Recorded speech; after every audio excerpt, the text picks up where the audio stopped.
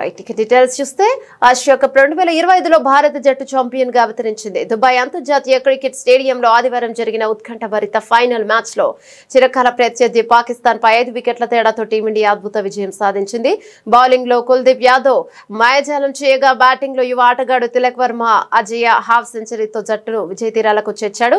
147 పరుగుల చేజింగ్ లో టీమిండియా 19.4 ఓవర్లలో 5 వికెట్లకు 150 పరుగులు చేసింది. 147 పరుగుల సాధారణ లక్ష్యంతో బరిలోకి దిగిన భారత్ కు ఆరంభంలోనే గట్టి ఎదురుదెబ్బ తగిలింది.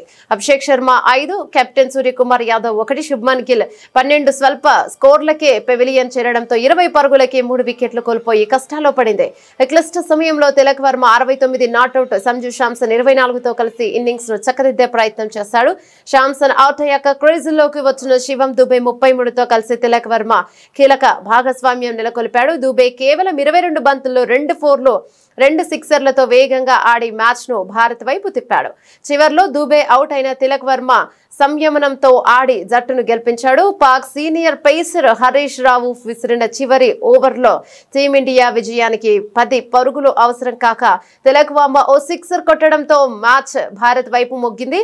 రింకు సింగ్ విన్నింగ్ షాట్ గా 4 కొట్టడంతో భారత్ టోర్నీ విజేతగా అవతరించింది. అంతకు ముందు టాస్ గెలిచి బౌలింగ్ ఎంచుకున్న భారత్ పాకిస్తాన్ పై కట్టడి చేసింది. పాక్ ఓపెనర్లు షాహిబ్ దాదా ఫహాన్ 57, ఫకర్ జమాన్ 46 రాణించిన మిగతా బ్యాటర్లు విఫలమయ్యారు. ముఖ్యంగా భారత స్పిన్నర్ కుల్దీప్ యాదవ్ 4 ఓవర్లలో 30 పరుగులు ఇచ్చి 4 కీలక వికెట్లు పడగొట్టి పాపి పతనాన్ని శాసించాడు. అతనిని తోడుగా జస్ప్రీత్ బుమ్రా, అక్షర్ పటేల్, వరుణ్ చక్రవర్తి తలా 2 వికెట్లు తీయడంతో పాకిస్తాన్ 19.1 ఓవర్లలో 146 పరుగులకి ఆలౌట్ అయింది. భారత బౌలర్ల సమిష్టి ప్రదర్శన, ఆ తర్వాత తిలక్ వర్మ బాధ్యతాయుతమైన ఇన్నింగ్స్ తో టీమిండియా ఆసియా కప్ ను కైవసం చేసుకుంది.